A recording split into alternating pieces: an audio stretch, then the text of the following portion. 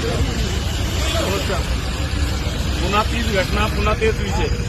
वारंवार या गोष्टीसाठी प्रशासन, शासन यांच्या दरबारी आम्ही वारंवार या घोषणा करतोय. गडकरी साहेबांनी 2 महिन्यामध्ये नवले पुलाचं काम सुरू करणार म्हणून 6,000 कोटी रुपये मंजूर केले. आज पुन्हा इथं तुम्ही पाहत असता तर या ट्रकनी या गाडीला धडक दिली. घरामध्ये कुटुंब आहे, 2 ते 4 लोकांना जखमी झालेले आहेत. परंतु हा माणूस तिसऱ्या लेनवरनं या लेनला येतोय आणि एकाच कारला जवळपास 2दा ते 3दा धडकतो.